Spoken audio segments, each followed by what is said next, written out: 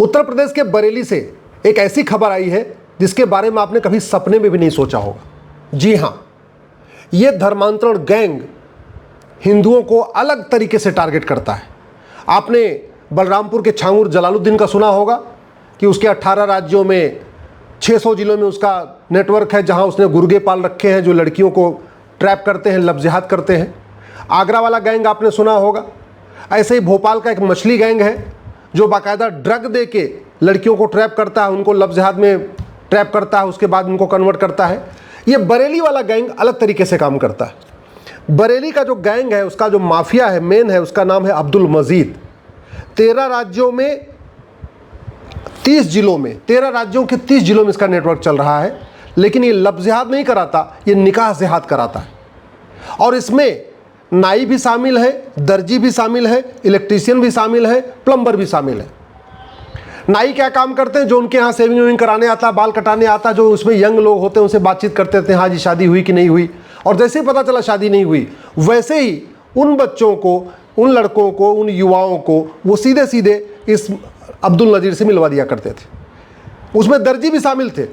दर्जी के यहाँ जो कपड़े सिलवाने आते थे, चाहे लड़के चाहे लड़कियाँ, उनसे भी बातचीत करके पता करता था शादी हुई कि नहीं हुई है। और जैसे पता चला शादी नहीं हुई है, उनको भी ये मदरसे के जो संचालक अब्दुल मजीद से मिलवा देता था। ऐसे जो इलेक्ट्रीशियन है, जो प्लम्बर है, जो घर में बिजली का काम करने आते हैं, प्लम्बिंग का काम करने आते हैं, वो भी रेकी करते थे और ये पता करते थे कि इसमें से कौन ऐसा है जिसकी शादी नहीं हुई है, लड़का और लड़की, और उनको सीधे सीधे डायरेक्टली इनडायरेक्टली मदरसे के अब्दुल मजीद से मिलवाते थे। अब्दुल मजीद उनको निकाह का झांसा देता था। लड़का होगा तो भी कहता था तुम्हारे लिए हम अच्छी बहू ला के देंगे, लड़की होती थी कहता था तुम्हारे लिए अच्छा लड़का ला के देंगे।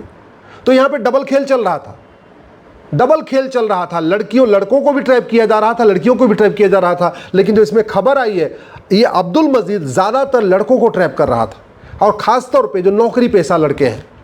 इसकी पूरी की पूरी जो ये खुलासा हुआ है, ये हुआ है अलीगढ़ में एक प्रभात उपाध्याय GIC में लेक्चरर थे। आँख थोड़ी उनकी ख़राब थी तो उनकी शादी नहीं हो रही थी।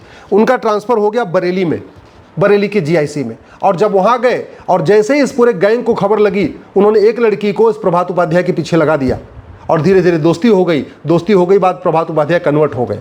ऐसे ही बरेली में एक ब्रिजपाल थे, उनको इसने अब्दुल्ला बना दिया शादी का झांसा देके। और जब ब्रिजपाल को अब्दुल्ला बना दिया तो उनकी बहन का निकाह एक मुसलमान से करा दिया। बाद में उनके माता पिता कन्वर्ट नहीं हो रहे थे, उनको भी प्रेशर दे के उनको भी कन्वर्ट कर दिया। ये पूरा गैंग इस तरीके से काम करता था। लड़कियों को भी शादी का निकाह का झांसा देता था, लड़कों को भी निकाह का झांसा देता था, और ये करा रहा था पूरे के पूरे 13 राज्यों के 30 जिलों में। 21 बैंक खाते मिले हैं। 21 बैंक खातों में विदेशी फंडिंग आ रही है। FCRA के जरिए विदेशी फंडिंग आई है, अंदर से हवाला के जरिए फंडिंग आई है। 5 लाख 10 लाख रुपए का लालच भी दे रहा था कि निकाह भी कराएंगे, तुम्हें पैसा भी मिलेगा। और ये सारा खेल भारत में हो रहा है, लेकिन हमें और आम आदमी को पता ही नहीं, आम जनता को पता नहीं। एक खास बात ये भी है, ये जितने खुलासे हो रहे हैं वो उत्तर प्रदेश से ही हो रहे हैं। न बंगाल से ऐसी घटनाएं सामने आ रही हैं, न केरल से ऐसी घटनाएं सामने आ रही हैं। जानते हैं क्यों?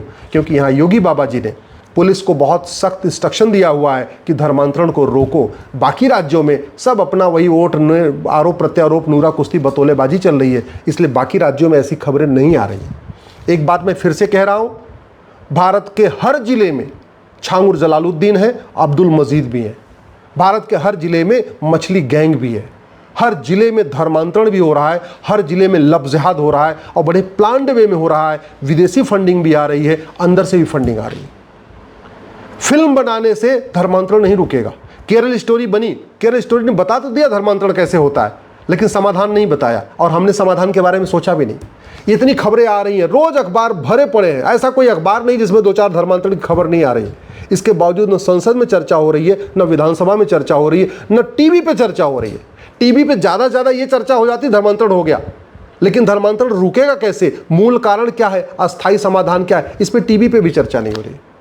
मैं इस समय प्रतिदिन 1500 परिवारों का धर्मांतरण हो रहा है। 1500 परिवार एक परिवार में 7 आदमी मान के चलिए तो प्रतिदिन 10,000 से ज़्यादा हिंदुओं का धर्मांतरण हो रहा है।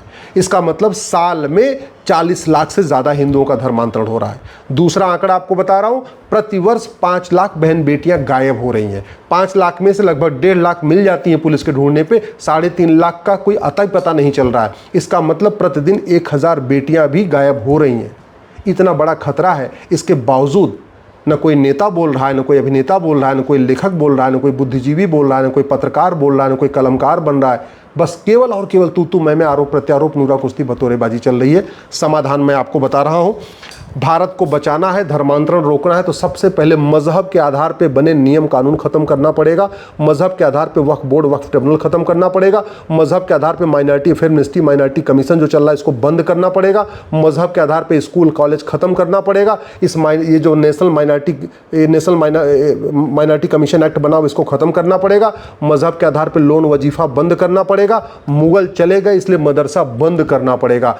आप देख लीजिए, चाहे छांगुर जलालुद्दीन हो, चाहे अब्दुल मजीद हो, चाहे वो भोपाल का मछली हो, चाहे वो आगरा वाला कांड हो, जहां पे भी ये सब काम हो रहा है उसका जो सेंटर पॉइंट है वो मदरसा है। अभी ऑपरेशन सिंदूर में हमारी सेना ने पाकिस्तान में जो जाके वहां पे तबाही मचाई है, वो कहां हमला किया? मदरसों के ऊपर हमला किया, क्योंकि मदरसों के नीचे आतंकवादी छिपे हुए थे। मदरसा ही जिहाद का अड्डा है, मदरसा ही अलगाववाद सिखा रहा है, मदरसा ही धर्मांतरण का अड्डा है, मदरसा ही घुसपैठियों को बचाने का काम कर रहा है। समाधान यही है, मुगल चले गए तो फिर मदरसा क्यों? और फिर भारत मजहब के आधार पे विभाजन हो गया तो फिर मजहब के आधार पे नियम कानून क्यों? मजहब के आधार वक्फ बोर्ड, वक्फ ट्रिब्यूनल क्यों? मजहब के आधार पे मंत्रालय क्यों, आयोग क्यों? मजहब के आधार पे लोन वजीफा क्यों? मजहब के आधार पे स्कूल कॉलेज क्यों? इसको आपको पूछना पड़ेगा, जोर जोर से अपने सांसद से जाके पूछना पड़ेगा। संसद विधानसभा में उनको आवाज़ उठाने के लिए मजबूर करना पड़ेगा, तब इस समस्या का समाधान होगा।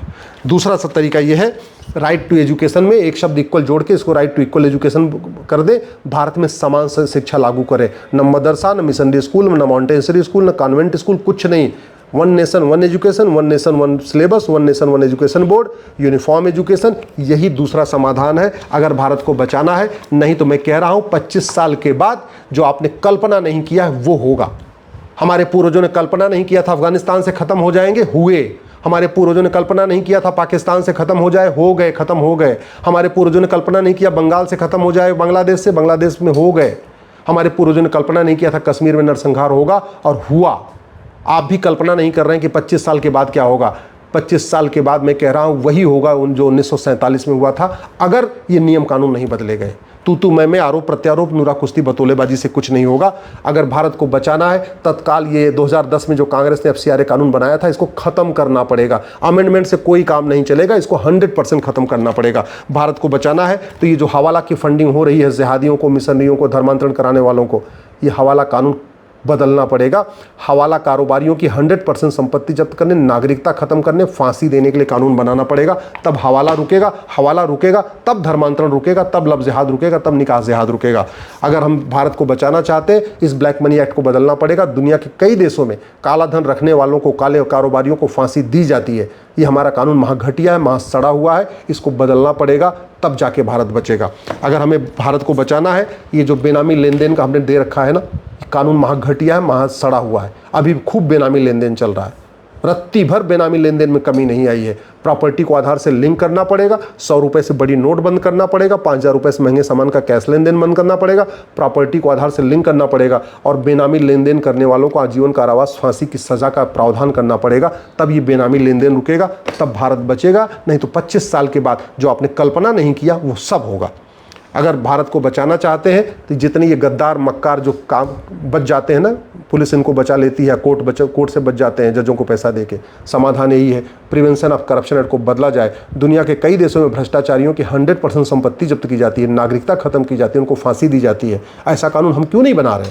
इसके लिए आपको आवाज़ उठाना पड़ेगा, तब भारत बचेगा।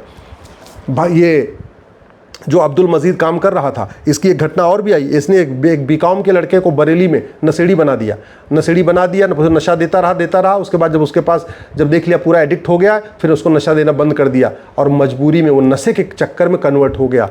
इसका मूल कारण क्या है? ये हमारा NDPS एक्ट महाघटिया है, महा सड़ा हुआ है। नशा तस्करों की 100% प्रॉपर्टी जब्त करने, नागरिकता खत्म करने, फांसी देने के लिए कानून बनाना पड़ेगा, जैसे सिंगापुर में है, तब जाके भारत बचेगा। केवल यूपी में ही ये धर्मांतरण कराने वाले पकड़े जा रहे हैं, पूरे देश में नहीं पकड़े जा रहे हैं। क्यों? क्योंकि 1861 का पुलिस एक्ट चल रहा है। समाधान यही है, इस घटिया कानून को खत्म किया जाए, यूनिफॉर्म पुलिस कोड लागू किया जाए, पुलिस चार्टर लागू किया जाए, एडमिनिस्ट्रेटिव चार्टर लागू किया जाए, जुडिशियल चार्टर लागू किया जाए, जस्टिस विद इन ये लागू किया जाएगा। तब जब कानून का खौफ होगा, सजा का खौफ होगा, तब धर्मांतरण रुकेगा, तब लव जिहाद रुकेगा, तब निकाह जिहाद रुकेगा। लव जिहाद और धर्मांतरण को राष्ट्र की सुरक्षा के लिए खतरा घोषित करना जरूरी है। हमारे पास एनएसए है, लेकिन इसमें कहीं लिखा नहीं है कि धर्मांतरण राष्ट्र की सुरक्षा के लिए खतरा है, इसलिए पुलिस एनएसए लगा नहीं पा रही है। लगा भी देती है तो कोर्ट फटकार लगाती है। समाधान यही है, इस कानून को बदला जाए। ये धर्मांतरण अनलॉफुल एक्टिविटी है, लेकिन पुलिस कभी भी धर्मांतरण कराने वाले जिहादियों पे यूएपीए नहीं लगा रही है, क्योंकि हमने इसमें कहीं लिखा ही नहीं है कि धर्मांतरण भी अनलॉफुल एक्टिविटी है। इसलिए इस कानून को बदलना पड़ेगा। और सबसे ज़रूरी है, ये बीएनएस में एक चैप्टर जोड़ा जाए, ऑफेंस रिलेटिंग टू कन्वर्जन।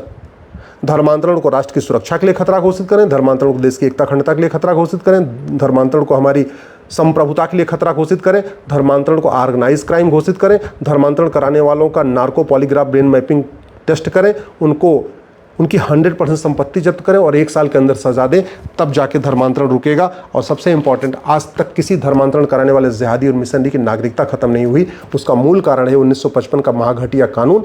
जब तक ये कानून नहीं बदलेगा, तब तक धर्मांतरण नहीं रुकेगा। और धर्मांतरण नहीं रुका तो याद रखिएगा, जो 1947 में हुआ था नरसंहार, वही 2047 में होगा। और आज के नेता, अभिनेता, लेखक, बुद्धिजीवी, पत्रकार, कलमकार जो बड़ी बड़ी बातें करते हैं ना, ये अपने आप भाग जाएंगे। ये तो पहले ही भाग जाएंगे और फंसेंगे हमारे आपके बच्चे।